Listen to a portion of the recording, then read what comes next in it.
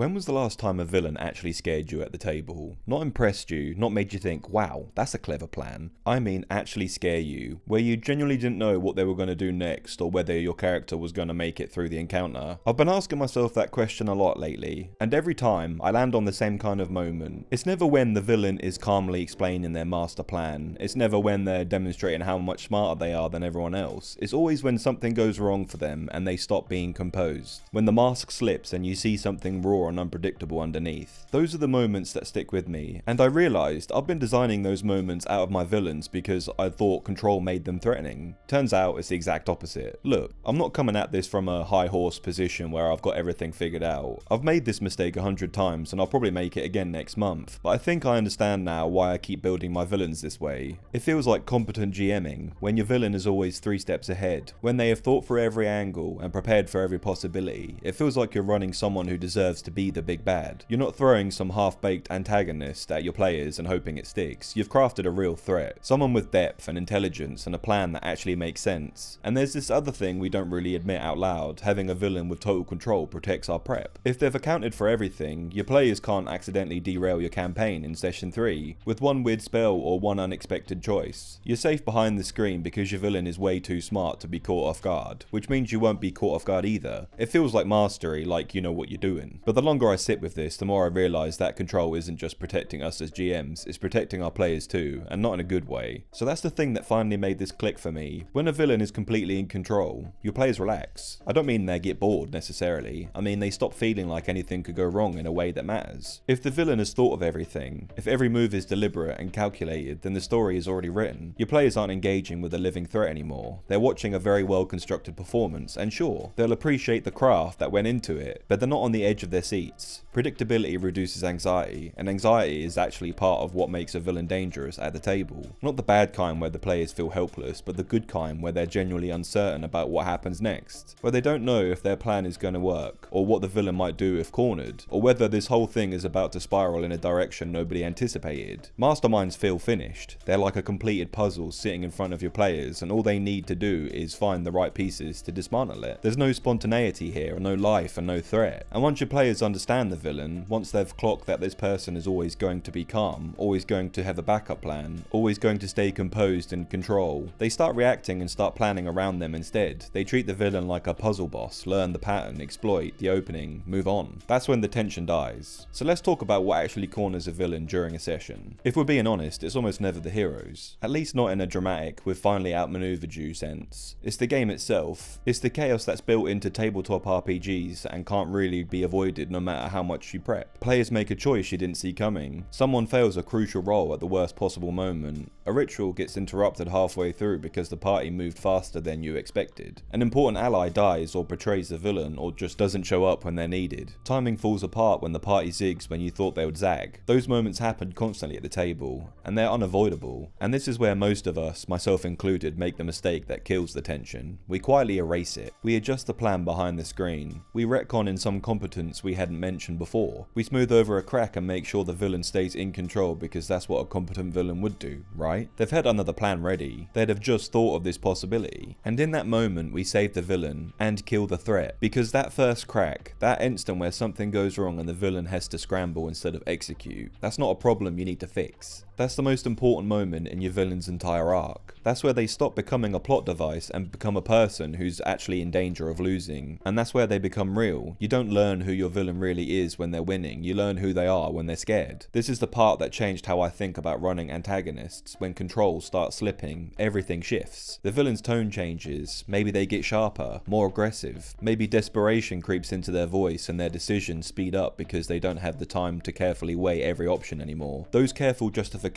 they've been using to explain their actions start to crack and fall apart because they're not thinking about the big picture now. They're thinking about survival, and what emerges underneath is almost always more interesting than what you had planned. Cruelty shows up, but not the calculated kind. It's petty and reactive. They lash out at people who couldn't have prevented this. They make threats they wouldn't have bothered with before. They hurt someone just because they're angry and losing, and it feels like doing something. Obsession replaces strategy. Your grand villain who was supposed to be above personal grudges suddenly cares, very, worry very much that the party made them look foolish, that the rogue cracked a joke at their expense and the cleric destroyed something they've spent years building. The big picture goals blur, and what matters now is winning this specific fight, proving they're still in control, making these specific people pay. Your players feel that shift immediately. They feel it in how you describe the villain's actions, in the choices they're making, and in the way they talk to the party now compared to how they talked before. That's when your players really start paying attention, and that's when they start to realize this person is actually dangerous. And once a villain starts reacting to the party specifically, something interesting happens that I didn't really understand until I saw it play out at my own table. The story becomes personal, not in an epic chosen one way, not in the revenge for your murdered family way, just personal. The villain notices the party as a specific people who are ruining their plans, not just general obstacles, and the party feels the recognition. They feel seen. And when the villain adjusts their approach because of something the party did, when they change the tactics because the party disrupted them, and when they send resources specifically to deal with this group because this party has become a problem, it's not a weakness. The villain is acknowledging that the party matters. And that creates this weird intimacy that you can't get any other way. The villain didn't plan for you, but now they can't stop thinking about you. You're not part of some grand design. You're the thing that went wrong, and now you're all they can focus on. And suddenly every encounter with that villain feels different. It's not the villain's forces attack the town, it's the villain is trying to get rid of you specifically. There's intent behind it now, there's emotion, your players feel that, and it changes how they engage with the whole campaign. This is going to sound wrong at first, but stay with me. Desperation is more dangerous than intelligence at the table. Smart villains are solvable. Your players can figure them out because smart villains follow logic. They make optimal choices. They think several moves ahead, and they play by rules even if those rules are just, what would a clever person do in this situation? And once your players understand those rules, they can predict the villain. They can plan around them. Calm villains are readable for the same reason. You know they're not going to panic, so you can anticipate how they'll respond to pressure, and you know they'll have an exit strategy, and you know they'll cut their losses if things go badly. That predictability makes them manageable, and manageable means safe. But desperate villains break the rules. They don't retreat when they should because they're out of places to retreat to. They double down and throw everything they have left at the party, because what other option is there? They make mistakes, not because they're stupid, but because they're rushed and afraid and angry. Those mistakes create openings nobody saw coming, and they escalate in ways that don't make strategic sense, burning bridges they needed, hurting people they should have protected, making choices that cost them more than they gained, because in the moment they're not thinking 3 moves ahead. They're thinking about right now, about this fight, about not losing. And that's why players will be glued to your every word when a villain gets desperate. The outcome strategy suddenly isn't certain anymore, and the villain might lose, sure, but they might also do something reckless enough to take half the party down with them. Plans feel fragile on both sides because nobody can predict what someone does when they're cornered. So here's the thing that keeps getting in our way, the GM's instinct that ruins this whole dynamic. Something goes wrong for your villain. The party disrupts the ritual or kills an important ally or finds the MacGuffin early, and immediately your brain goes, wait, they wouldn't make that mistake. They're too smart for this. That doesn't make sense for who the character is. And you adjust. You invent a contingency on the fly, some backup plan the villain definitely had ready, you just hadn't mentioned it yet. But here's what I've started asking myself instead. Does it make sense if they're cornered? Because people unravel when they lose control. Smart people, competent people, powerful people, all of them unravel under enough pressure. Letting your villain scramble isn't dumbing them down. It's letting them be human, or elven, or draconic, or whatever they are. It's letting them have a breaking point. And that's not a flaw in your villain. That's the moment they stop becoming a plot device and start becoming someone who is in over their head and desperately trying to get back on solid ground. So if villains don't need bigger plans or higher intelligence scores or more elaborate schemes, what do they need? They need shrinking options. They need mounting losses. They need fewer and fewer clean exits. Think of your villain like a pressure cooker. Every time the party disrupts them, every time something important gets taken away, and every time a plan fails, you're turning up the heat. You're adding pressure, and pressure changes people. It makes them volatile and unpredictable and dangerous in ways they weren't before. The danger doesn't come from their power, it comes from the moment that power starts slipping through their fingers. When your villain starts losing control, they're not thinking about the endgame anymore, they're thinking about survival, revenge, and proving they still matter. And those are the moments when villains do the most damage, not because they're executing some brilliant master plan, but because they're willing to burn everything down just to make sure you don't win. And when you let your villains lose control like this, something shifts for your players. They feel responsible because they're the ones who caused this. They disrupted the plans, they killed the allies, they broke broke the ritual. This isn't a story that was gonna unfold the same way regardless of their presence. This is a story shaped by their choices and their actions. Victories feel earned because the villain wasn't just sitting there waiting to be defeated. They were adapting and fighting back and struggling to stay ahead. Your players had to actually work for this, had to outthink and outlast someone who was genuinely trying to win. And consequences feel real because a desperate villain does things a calm one wouldn't. They hurt innocent people and destroy things that can't be rebuilt, and escalate in ways that leave permanent scars, and your players see the cost of them pushing someone into a corner. They get to see what happens when something dangerous has nothing left to lose. And when you finally get to that last confrontation, it feels intimate rather than epic. By then your villain isn't some distant mastermind, they're someone your players have been trading blows with for weeks or months. Someone who's been shaped by them and shaped them in return. And the villain knows the party and the party knows the villain. And your players are gonna love it because it mattered, not because it was the biggest or flashiest or most mechanically complex. So let your villains lose control and scramble and make mistakes and unravel under pressure. That's you giving your players a villain worth beating. So if you run villains like this, do your villains lose control? Or are they always 10 steps ahead? Let me know in the comments. Share your experiences with everyone else so they can learn from them. Thank you for watching, and as always, stay spicy, adventurers.